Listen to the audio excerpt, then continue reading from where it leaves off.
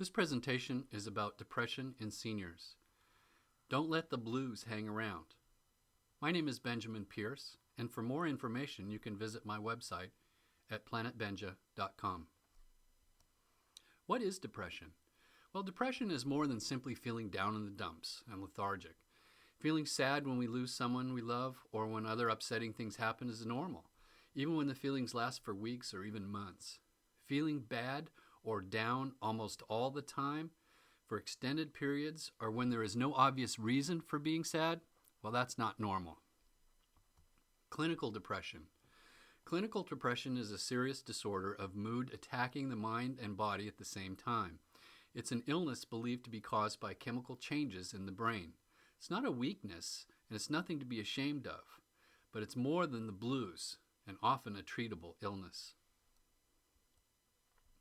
What causes depression? Well, there are psychological factors, environmental factors, physical factors including genetics, personality characteristics, and medications. Let's explore each. Psychological factors. Unresolved, repressed, traumatic experiences from childhood or later life may surface when a senior slows down.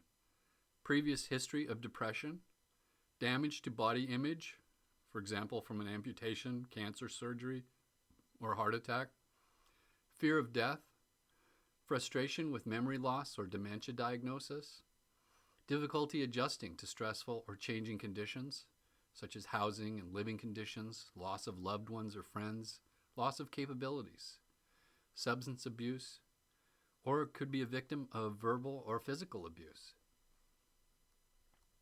Environmental factors, loneliness, isolation, retirement, whether the individual has chosen to stop working, been laid off, or been forced to stop because of chronic health problems or disability. Being unmarried, especially if widowed. A recent bereavement, lack of supportive social network, and decreased mobility due to illness or loss of driving privileges, which is very common among the elderly. Physical factors, inherited tendencies towards depression, co-occurring illnesses such as Parkinson's, Alzheimer's, cancer, diabetes, or stroke. Sometimes vascular changes in the brain can trigger depression. Vitamin B12 deficiency, as yet unclear if this is caused by poor eating habits or as a result of depression. Chronic or severe pain. Personality factors may be symptomatic of unresolved trauma, may be triggered from low self-esteem or extreme dependency, or feelings of pessimism. Medications can also trigger depression. Some pain medications, such as codeine and Darvon, some drugs for high blood pressure, hormones, some heart medications, anti-cancer agents, some drugs for Parkinson's disease, arthritis, some tranquilizers or anti-anxiety drugs, such as Valium or Halcyon, alcohol. So if you're taking medications for a medical condition, you always run the risk of an unfavorable drug interaction with antidepressant medications unless you're closely supervised and monitored. In addition to increasing the depression, some antidepressant drugs can create dependencies. Can anxiety lead to depression? Some people worry themselves into depression. This what-if syndrome can emerge when a parent develops a degenerative or life-threatening illness, such as Alzheimer's, cancer, or heart condition, and they wonder if this is going to happen to me. Also, uncertainty about their future relating to a dementia diagnosis can trigger depression. And also, after undergoing a coronary bypass or dealing with other major illnesses themselves, they may fear for their own lives. Though normal, these conditions are not productive and can be damaging. It's important to distinguish the difference between delirium and depression. Delirium is a disturbance in the consciousness or change in cognition occurring within a relatively short period of time. It should be treated as a medical emergency. Those at risk include the aged, the dementia, cancer, stroke, cardiovascular, recent hospitalization, acute illness, post-operative, intoxication, infections, and medications. The assessment tool used is the Confusion Assessment Method, the CAM. Depression. Newly diagnosed seniors commonly experience depression. Symptoms of this are often associated with withdrawal, crying, agitation, and changes in eating habits or sleeping patterns, feelings of worthlessness, or even acting out. Depression can significantly lower a person's cognitive capabilities and their ability to fight off illness. Ultimately, this is the single biggest factor that will influence the quality of life of most seniors. Depression is treatable with antidepressants, but the best treatment for the depression is socialization. Isolated people with dementia tend to focus on all the things they can't do anymore, their limitations. But in social situations, such as daycare or senior living homes, their focus becomes directed outward toward their environment. Differentiating dementia, depression, and delirium in the elderly. The onset for depression is very abrupt. Dementia is chronic and gradual, and delirium is acute or subacute. The progression, weeks to months for depression, dementia, months to years, delirium, hours to days. Awareness, clear for depression, clear for dementia, and reduced for delirium. Alertness, normal for depression, generally normal for dementia, and fluctuates with delirium. Attention, minimal impairment under depression, generally normal under dementia, impaired or fluctuates under delirium. Orientation, under depression, you have some disorientation. Dementia could be significantly impaired, or delirium impaired and fluctuates. Memory, for depression, selective impairment. Dementia, recent and remote impaired. Delirium, recent, immediate impaired. Mood, depression, consistent. Dementia, labil. Delirium, fluctuating wildly. Prognosis, depression resolves with treatment. Dementia, ongoing.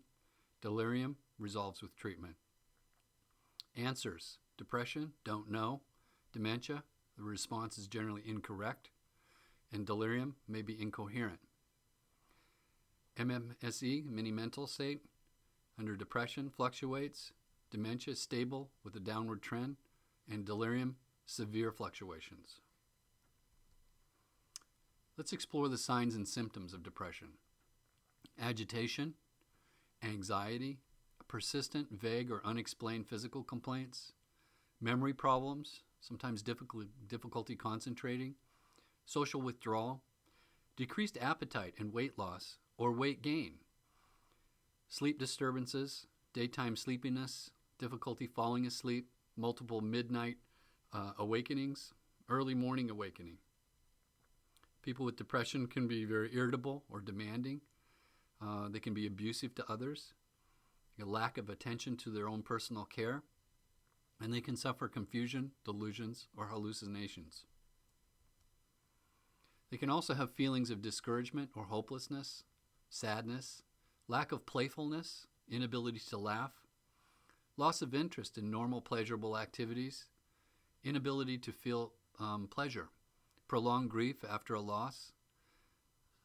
Some suffer a loss of self-worth, hyperactivity and avoidance, reduced energy and fatigue, abnormal thoughts, excessive or inappropriate guilt, even suicidal thoughts or attempts. Depression is very difficult to diagnose. Symptoms may be ignored or confused with Parkinson's, Alzheimer's, dementia, thyroid disorders, strokes, heart disease, side effects of medication, of which any of them may be. Alcohol dependence as a self-medication can mask signs of depression. Most doctors don't have time to sit and talk with patients to find out if they're really depressed. A patient's usual aches and pains may draw the physician's time and attention.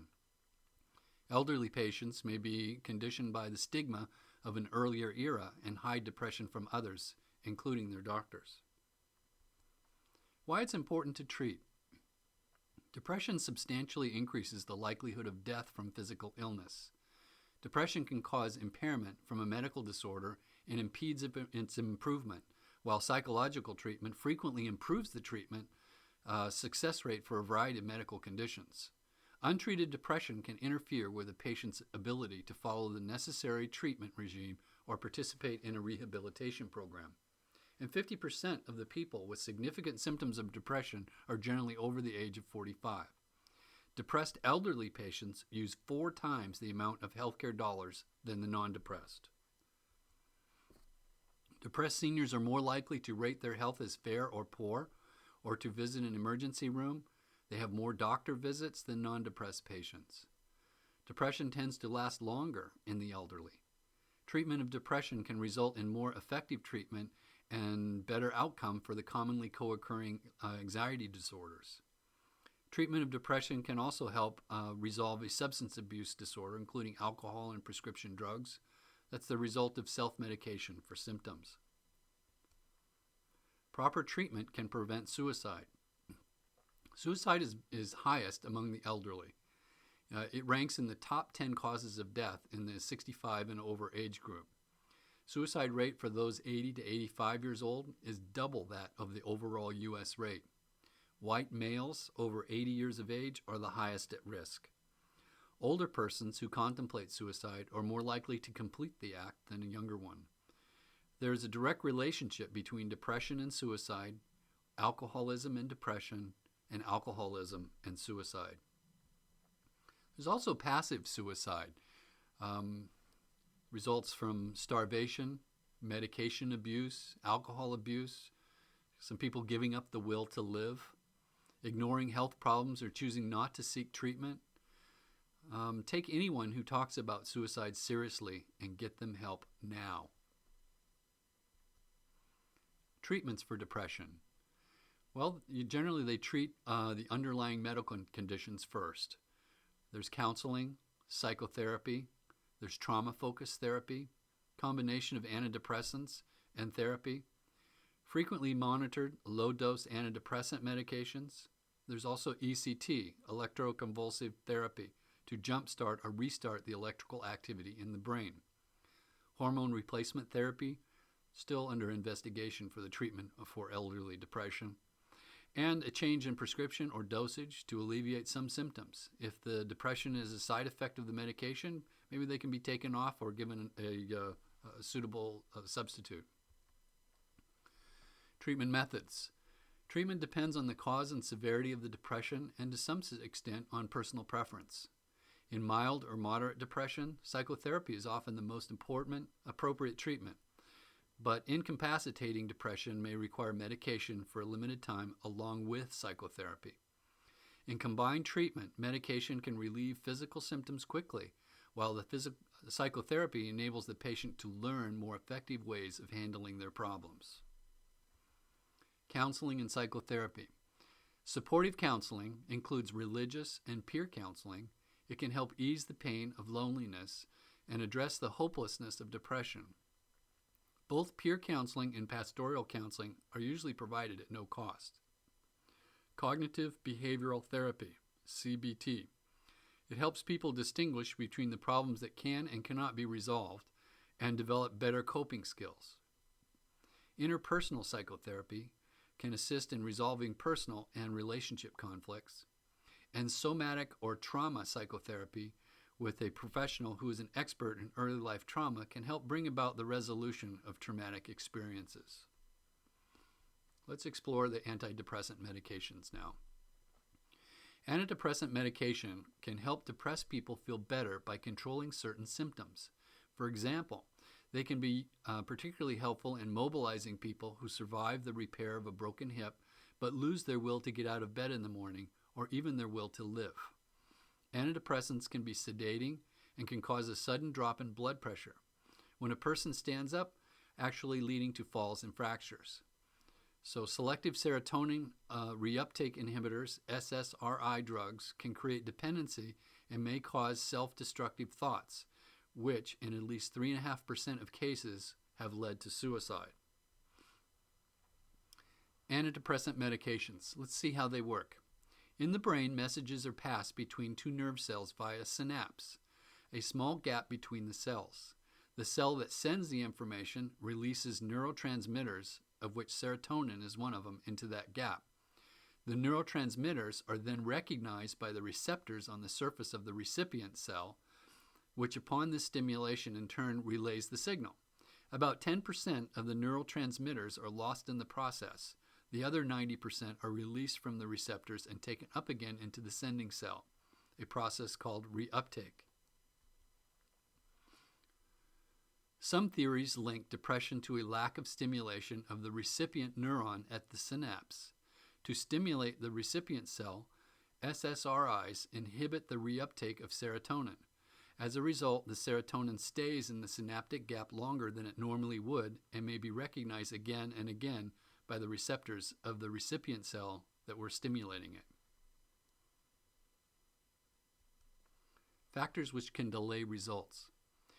Antidepressants can take longer to start working in the elderly population than they do in a younger population. Since seniors are more sensitive to medications, doctors may prescribe lower doses at first. Seniors may forget also to take their medicine, and the fear of side effects as well as cost increase the resistance of seniors taking their drugs. It's important to evaluate first. Remember that depression is not a natural condition of old age and should not be treated or tolerated as part of the aging process.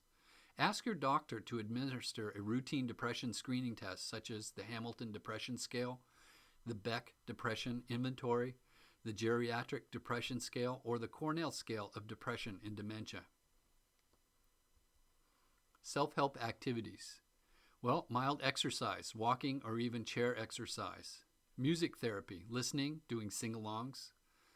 Pets. Pets are very valuable. Stroking the animal has been shown to elevate mood. Gardening or other hobbies. Reminiscing, either with elders or younger people. Visiting with family members and friends. Humor, such as telling jokes, emailing funny stories, watching old comedy shows.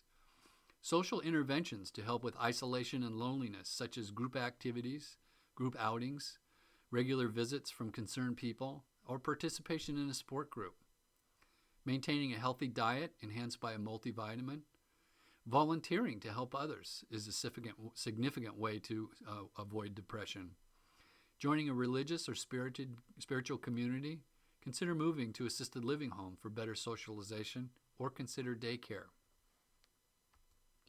Well, how can you help? Well, you can offer emotional support.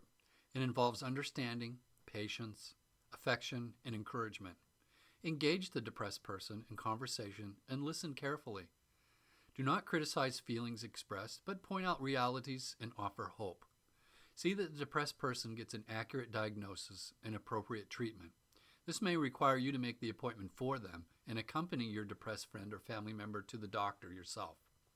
Be sure medications are taken as instructed and encourage the person to comply with treatment until the symptoms of the depression begin to abate, which could take several weeks, or seek different treatment if no improvement or uncharacteristic behavior surfaces. Remind the person to obey the doctor's orders about the use of alcoholic products while on medication. Invite the depressed person for walks, outings, and to the movies. Suggest active pursuits such as exercise, art classes, or discussion groups in order to get their focus off of themselves and onto other productive things. Try to motivate the participation in activities that they once enjoyed. Be gently insistent if your suggestions are refused. Becoming involved with the other person can take the other person's mind off of their own personal troubles. Reassure the depressed person that with time and help, he or she will feel better. Be alert for suicidal thoughts, words, or acts, and seek professional help immediately if they occur. Can depression be prevented? Well, exercise is found to be the most effective way. Social interaction, such as support groups that deal with losses and changes, staying in contact with family, friends, and neighbors, participating in absorbing activities, volunteering to help others, learning a new skill such as emailing, cooking, or gardening, sharing jokes and humorous stories, maintaining a healthy diet. Chemical depression sometimes cannot be prevented. Apply financial resources to prevent catastrophic health failures linked to depression. The Cornell Scale of Depression and Dementia, it quantifies the incidence of depression. It identifies at-risk residents who may be undiagnosed. It identifies residents on antidepressants who may not be depressed. And overall, there's 19 symptomatic tests. Here's some resources. The National Hope Line Network is a suicide network, 1-800-SUICIDE. Reach out to your local psychiatrist. Reach out to your geriatric social workers. And in most counties, there's an emergency assistant program, and also the Area Agency on Aging has resources for you. Don't sweat the small stuff. I've sure gotten old. I've had 2 bypass surgeries, a hip replacement, new knees, fought prostate cancer and diabetes. I'm half blind, can't hear anything quieter than a jet engine. I take 40 different medications that make me dizzy, winded, and subject to blackouts. Have bouts with dementia. Poor circulation. Hardly feel my hands and feet anymore. Can't remember if I'm 85 or 92. I've lost all my friends, but thank God I still have my driver's license. That kind of makes you think. My name is Benjamin Pierce. Thank you for listening. For additional information, visit my website at planetbenja.com.